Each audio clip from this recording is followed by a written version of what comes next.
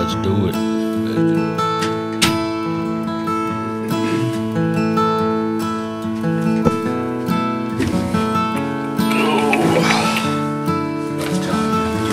Basically talking to the side. I don't.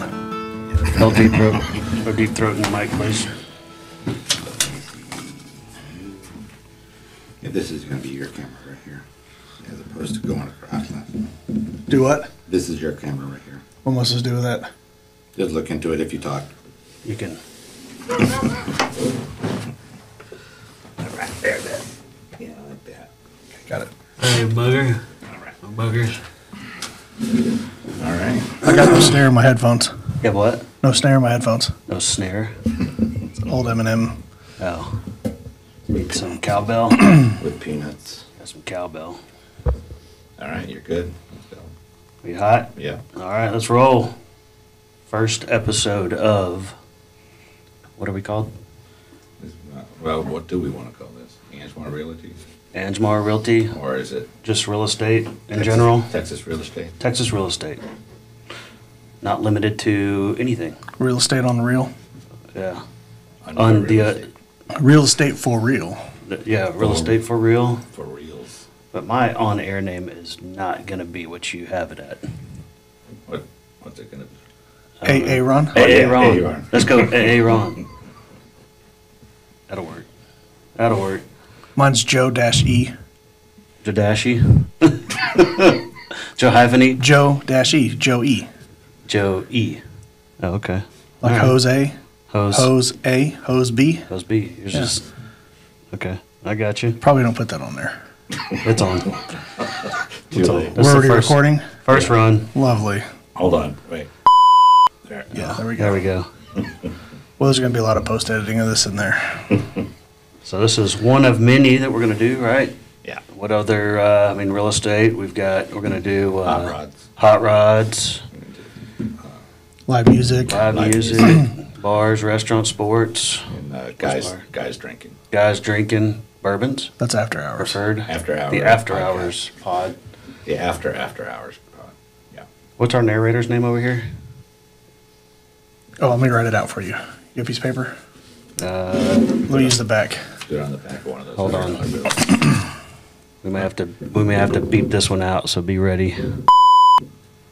Too soon? Clint. Oh. I see ya. It's Clint, not the other one. Yeah, Oh. yeah.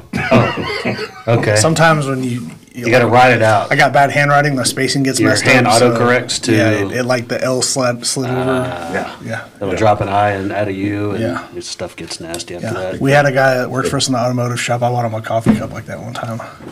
What did you call It it? had scooted the I really close to the L. That's not good.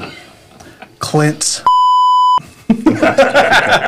Clint coffee cup. I like We it. should really have our own buzzer button here because I I know. get to censor myself the whole time. Yes. Yeah. What was that? Oh, we probably don't want to. I heard some snare. Yeah, that. Okay. All right, so don't beat on the desk. Got it. All right. Let's get a little bit of business done. and Or then we under can- the desk. So, Hold on, let me adjust that. It's a little too hot. Joey. Yeah, you're looking at my nose.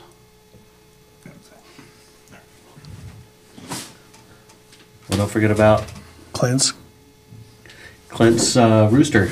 Smoking rooster. Cock. Clint's cock. Clint's cock. Got There's, Clint's smoking cock is in the room with us too. Yeah. All right. So we're talking commercial, residential. More commercial, some farm and ranch, some of the stuff, topics we'll go through, what our mortgage rates are, what they're doing, what we can expect in 24. Investment, properties, and commercial. I got a question. We're not open to questions Oh, right geez. now. It's not a Q&A. Oh, all right. Go ahead. C word. No, I forgot. Oh, that's his name now. C word. C word. C beep it. All right. Well, if you remember. I do have a question. Okay. What's the difference between, does this sound all right? Is it coming through? Yeah, okay. What's the difference between a ranch and a farm? We'll get there. Excellent.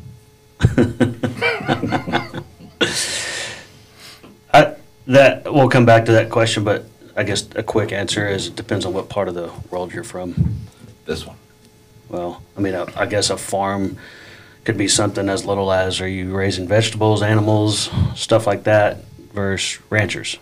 There's a big difference between ranchers and cowboys. I think farm more agricultural in my mind, ranching more cattle, animal. Right. It doesn't have a difference between. I think they're kind of interchangeable. Yeah. I mean, but as far as the size of land, like acreage. I look at farms as more, it's a smaller size per se. I don't know. I think a farm could be anything from, you can have a hobby farm from 5 acres to 20 acres. Yeah. Versus, something above that up to 50 acres could be a farm. I think you start getting, in the neighborhood of, 100 plus, and on up, you could start referring to that more as a ranch. And that's a ranch. Right? Yeah.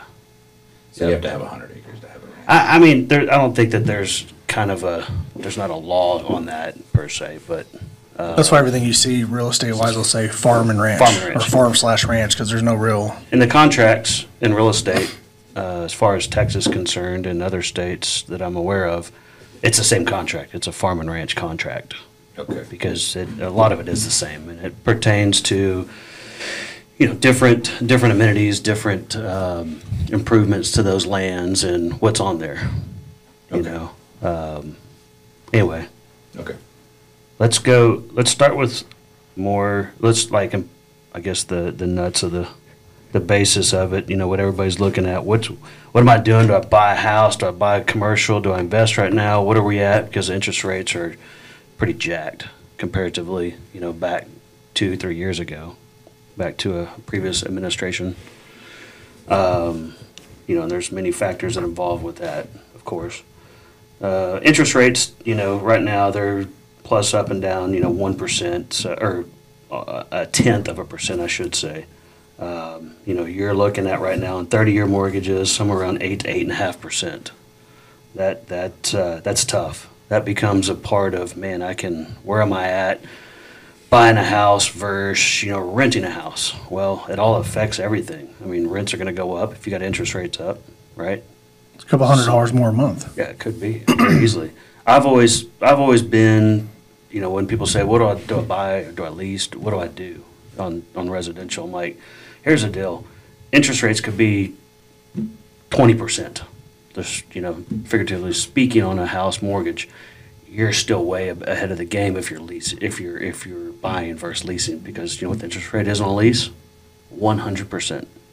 You're not making any headway against your equity in a piece of property. Yeah, you're not going to own anything at the end of it. Not going to own anything.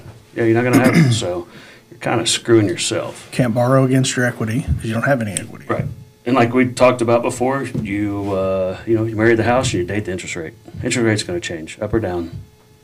Do we all want it to see you refinance right now? Hell no. If you mortgaged you got a house loan, even a year ago, 2 years ago, it's going to be half as much as it is right now, or 2/3 of what it is right now. So it makes 0 sense to refinance unless you're just sitting on, a pile of equity, even at that, probably not. So if we're talking a couple years ago, you could get a few years ago, you could get an interest rate at 3.25. Well, I did. I refied 3 years ago and drew out some equity to build something at the house. Sitting at 5% right now. Yeah. I bought the house at 3.25. So right. If I refi now, on a refi cash out, it's even higher. I mean, it's going to add, I think, 1 or 2 points to to whatever the prime is.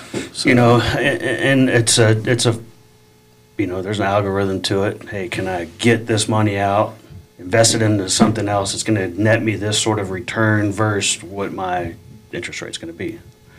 You start getting up against an interest rate of what we're at now, and it just doesn't make sense. Just kind of as a segue into what mortgage rates are on 30-year fixed terms like that for residential. Talk about commercial, which is more of my focus. Investment real estate right now is extremely tough. Tough as I've ever seen. I've been doing this 20 years now.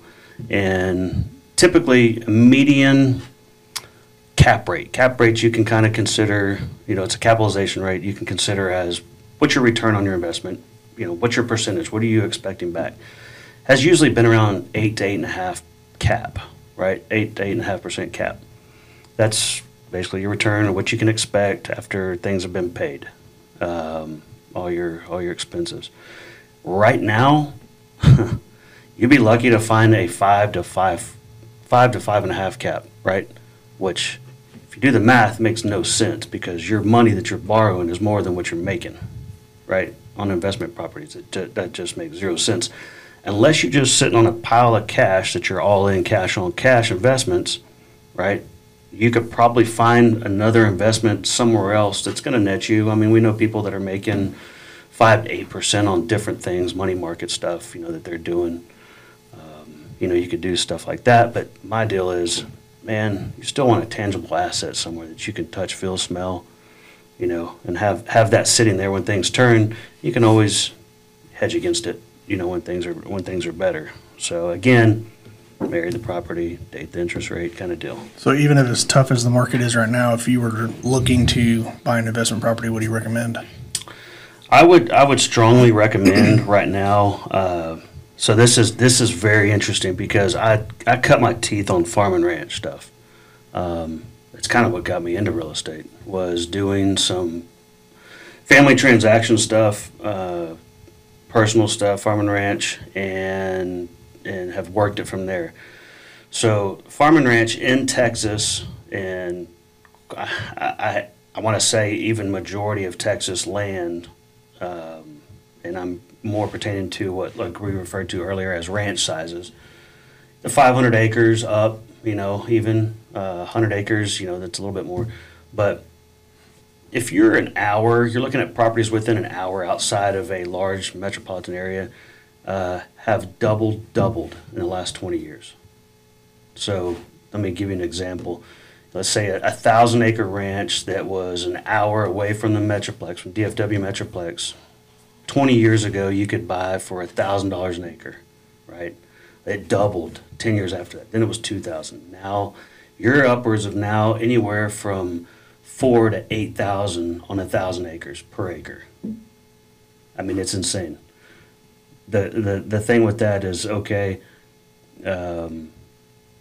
there's multiple ways to make income off of that. I mean, taxes on a ranch are nothing. I mean, it's all ag exempt. Typically, I mean, there's multifacets way of having ag exempt property.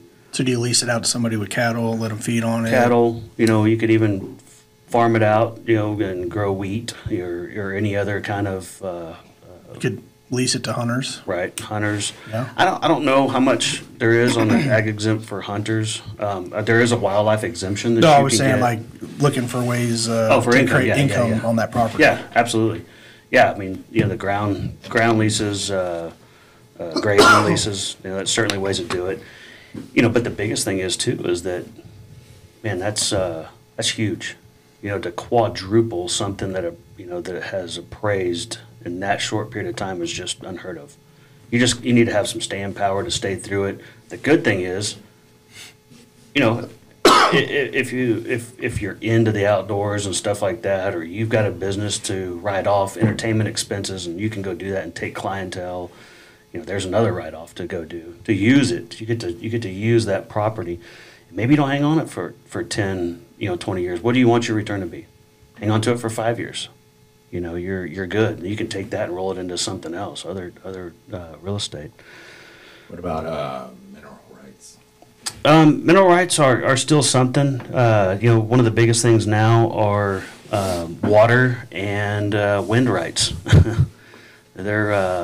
We've got, I mean, you can see it all over Texas now, where there's, flat plains, prairies where, winds typically are prevailing, north winds and stuff. I mean. So those set up like a ground lease to the company? Yeah, and I don't want to talk about something I don't really know a whole lot about. But yeah, I mean, it's big business. They're, for the farm and ranchers that have had generations of farm and ranching that never really had the income facets, didn't, they may have made a little bit of money off of, their hunting leases or grazing leases and stuff like that, or even in the cattle business. Those broke ranchers that had all this land that are sitting there just, doing nothing. Now they're multimillionaires. I mean, just by letting them, have the wind rights. It's kind of a double-edged sword. I mean, again, awesome for those type of ranchers that have that property to have that kind of income now. Didn't have to do anything except basically donate their land, and they still own the property underneath it. Versus, other ranchers, maybe newer, that don't have to, and they hate it. They hate the wind farms. I mean, it's an absolute eyesore to those folks, and who knows? It's still, it's a pretty new deal. We'll see what comes down the line, long term from those. But I know there's still issues with disposal on after they've run their life on that, the blades and the turbines and everything else, and where they're going with them. That's a different deal. We can get into another session on. They freeze up too, I guess. Harsh weather. Say again? In harsh weather, like they did on that Snowmageddon a couple years ago. Yeah. They just froze up. Well, you also have people accessing your property through a gate. If you have cattle on there, they don't close the gate. I mean, there's, like Aaron said, it's probably a whole other topic for a whole episode on that stuff. Right. So, but I mean, personally speaking, our family's got quite a few acres, considerably in Texas, and have been fortunate enough to, in my mind, not have to lease out to the wind farms. But every ranch around it and adjoining is right up to the fences, and it's crazy. It is absolutely crazy. So you have those windmills all around you? All the way around. I mean, hundreds. Really? And the thing is like at nighttime, you can see them during the day, but at nighttime, as soon as dusk will dawn, they have red lights on top of them. They flash and sync. I mean, and it is like it gives you epileptic seizures almost. Can you hear them? You can. Yeah, it's almost when they're turning, it's almost like that. You can hear like an energy sound, or it's kind of like a current flow, I mean, and you can hear the blades cutting through the wind, but it's like, I mean, that's a big electric grid that those things are all tied to. So, but yeah, I mean, right now the way interest rates are, as far as residential goes, if you like the house, buy it, deal with it. Suck it up, deal with it for a few years, hopefully. New administration gets in, changes the Fed, changes lending things around a little bit. But, I mean, right now, interest rates are and the way things are, they're as what they were or worse than they were before the big housing crisis in 2006. So if that tells you something. I mean, 83? What about 83? I wasn't alive back then, sir. That's what I'm just kidding. I think I was 6, 7. I wasn't alive yet, but yeah. I think that crashed. That was a big crash in Texas back then.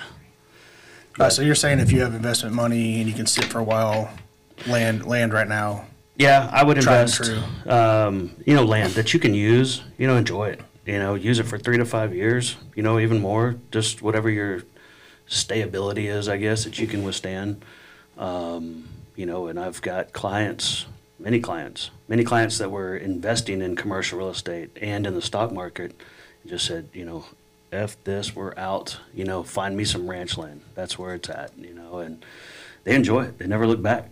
They've bought in and it's appreciated and doubled and tripled and quadrupled, and, just in the short term that they've had it. And, their deal is, hey, I'm buying this. We're going to use it while we can, while we're healthy. And it's an asset that sits there that's going to keep continuing to appreciate. So the key is to be within the hour or two of the Metroplex. So Yeah. it's kind of growing out from there. It's going to keep growing out. I mean, ideally, with that 2 hour to 2.5 hour buffer, you're good. A place that's, an hour away, you might make a day trip out there. Something that's 2.5 hours, which most people, they're going to be in the outdoors and go do that. They want to make a weekend out of it. Go spend 3 or 4 days or longer. Who cares if it's 3 hours away, 2.5, 3 hours away? We've got friends that, have ranches that are 4.5, 5 hours away, and they'll go and spend 4 or 5 days there. And I've had it for years and enjoy the heck out of it and know that, Heck, they've got places, they might have $500,000 in it and it's worth $5 million now, to $8 million. I mean, can't say anything negative about that. Yeah. You're making memories with your friends, your family, and You get to enjoy it. you And get it's to still enjoy it. appreciating. Yeah. You're not sitting there staring at a screen at numbers going, good God, what is the deal here, So, yeah, I can't tell you how many clients I've got that have taken their money out of the stock market, or even residential and commercial, mostly in buying land. I mean, quite a few. So it's a big trend right now. I mean, it's kind of where it's at. Use your money, have fun with it. All right. On the flip side, if you have a ton of cash sitting there and you don't want to do land, what's your second recommendation? If you got a ton of cash, I mean, there are still investment commercial properties that are out there. Again, you can go and take it, and cash on cash, you can say, I'm going to put, figuratively speaking, I'm going to put $1 million. I'm going to go buy this property, and it's got, one or two tenants in there, right? And you can look at it and say, I bought it for this. It's bringing in this much per month. I'm netting, and it's going to be, a 5 to 5.5% return, which isn't terrible because you're still making money off that, and you own the asset, right? Yeah. It's just not. I think there's better investments out there than there has been in the past. Again, you can also. You can take that money, put it in a money market or different, there's different ways to do it. You could lend it out, if you've got a secure borrower, that, I mean, real estate is and always will be, I mean, top tier of investing because you've got the asset that is continuing to be there, up or down markets. It's still there. Whether, it's not a quick liquidity to, dump it and run, but you have that asset there that you can, lend or you can borrow against, you can leverage against, sell it, owner finance it. That's another thing too, is you buy properties and you can owner finance it out. And people look at that as like, that's a great deal. They don't have to tie up their cash into their banking system. We've done it. Quite a few times. You jack up the interest rate. And they're happy as heck to. It doesn't ding their credit. It doesn't go against their lending, their borrowing power. Right. So if they have to borrow for something else. And the other thing is too is that we do it. You make it where it's not just going to blow out a bank, right? Like you're gonna if mortgage rates are at 8.5%, you're gonna say, hey, give me 15%. You're gonna bump it by 1% or 2%, right? Yeah. Because if you go try lending, if you try to borrow it, you're gonna be paying that, but they're willing to pay another point or two above that to not tie up their credit. The plus side of that is when you own it and you owner finance it, if they default on it, you still own the property. There's no legal bar to that. They're done. They're out. You got the property back, and you made whatever you had in it, or whatever they already paid you. So that's a different topic. I might have to get a TFL in here to talk about that someday. All right, I think that's pretty good. I've got one more question. It may not even pertain to this topic, but like the self-storage stuff. We saw the guy next to us, bought the property, put the self-storage unit in. It's like 80%, 90% full. He's looking to sell the property and go do another one Right. So do you feel like that's a good thing to be doing right now with the market, or? So, that's one of a couple few other hot topics lately, that are trends, self-storage units.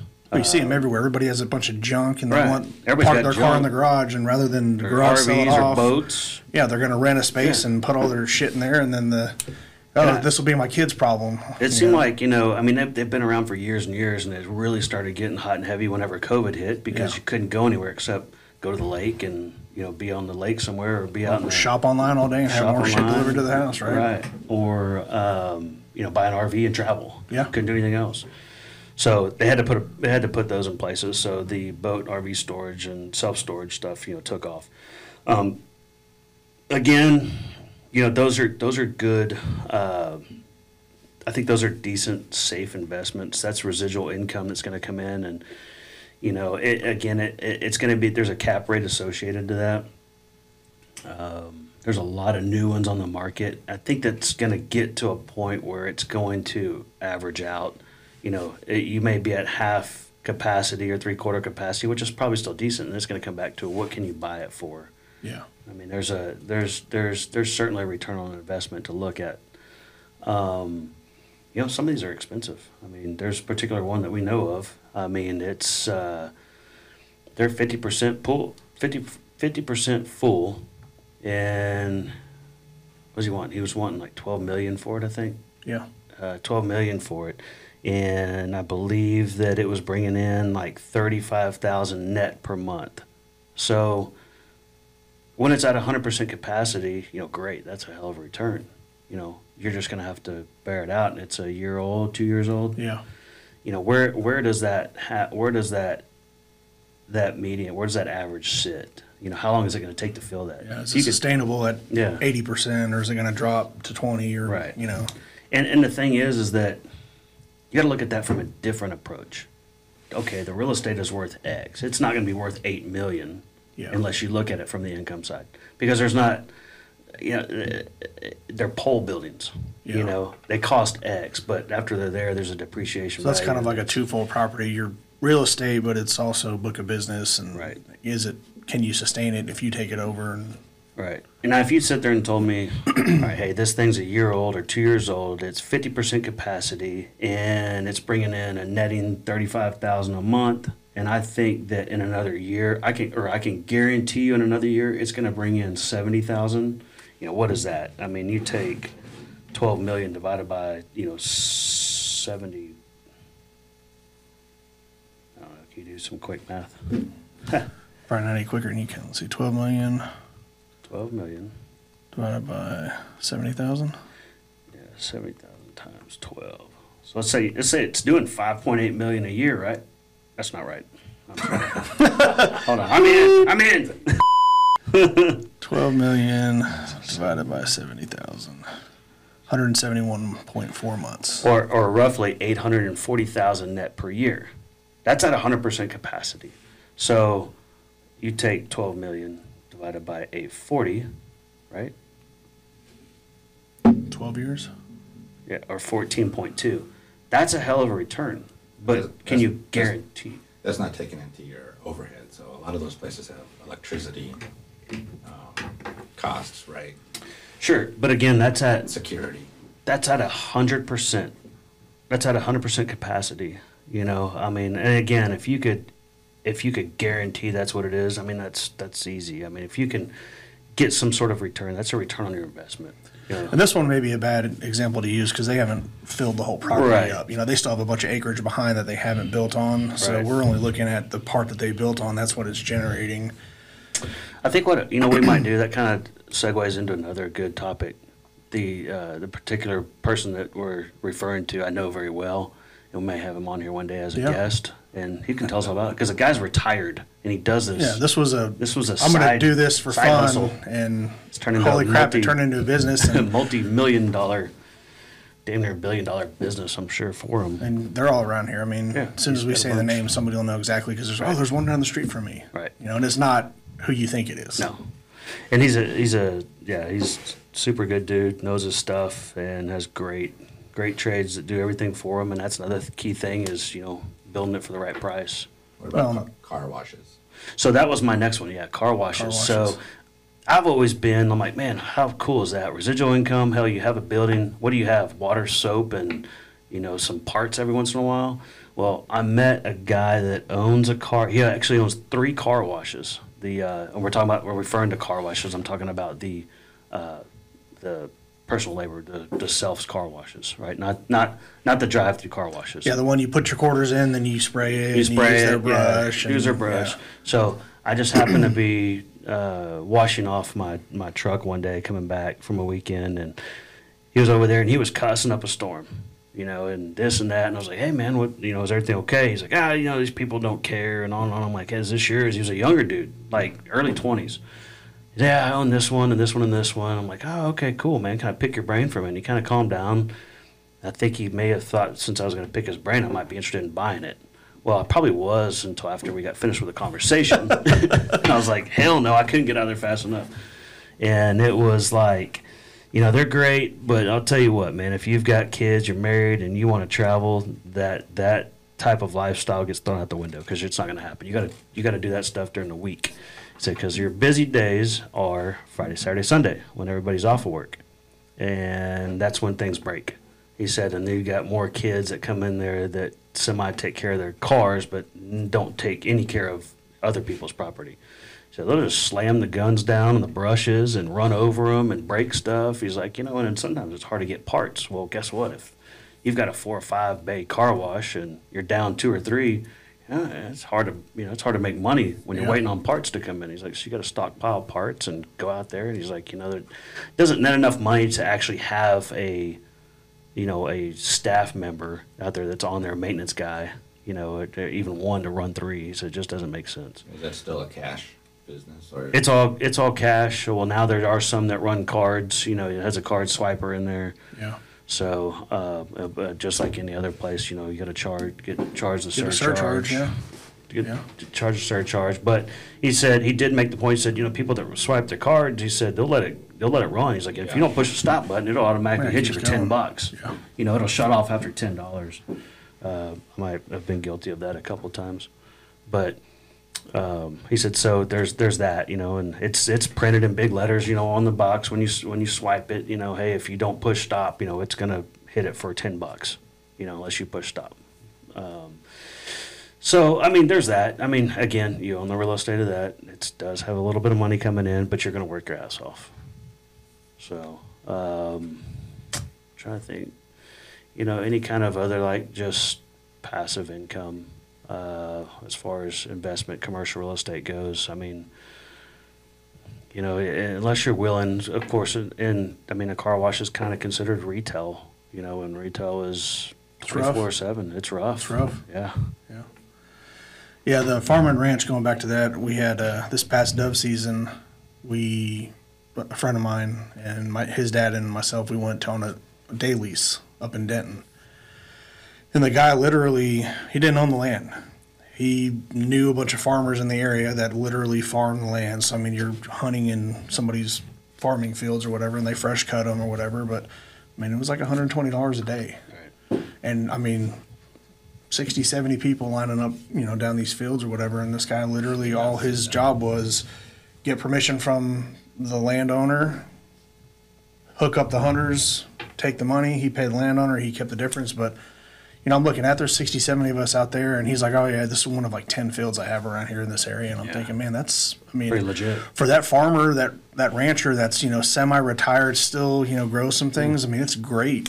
Yeah. Great. And that kind of farmland you can buy for cheap, just cultivated land. I say cheap. It's cheaper than, actually just natural habitat land, which just because it's a less preferred, but for that type of income, that's pretty seasonal. But if you own it, are you gonna lease that out, for a couple months to offset what you paid for land? Yeah. I don't know. There's a function there. It depends on where you buy, what you pay. You could tell it was an older guy who's still farming, but this was kind of like, hey man, I can put a couple $1,000s a week in your pocket during this season.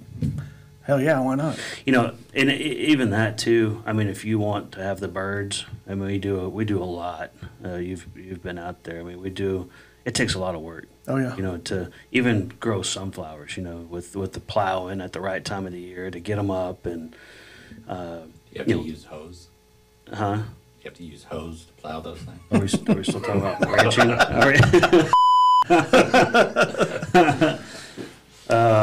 It's a lot of work. You can definitely tell the guy was out there cutting, and I've seen he was putting in the work. uncle's ranch, what they do there. So I get it, but yeah.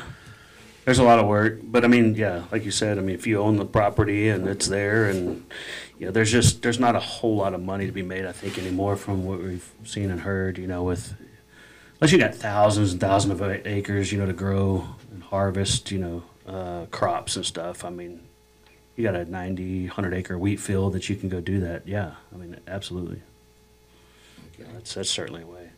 Well, I think that's basically what we're going to be talking about on this program for each episode. So I think That's probably a good segue into the ending of this one and Cool. the beginning of the next one. What do you think? Yeah, I I think so. think we'll bring in, I got a couple of clients, one probably the largest, like we talked about, boat RV storage guys, and I've got another one who's probably one of the largest automated car wash guys. Yeah. So we're working on a farm and ranch for right now. Awesome. So it'll be good. All Look right. forward to it. All right. You got to tip your hat or something. I don't have a hat. Just pretend hat. You want to use my hat? Yeah, tip your water.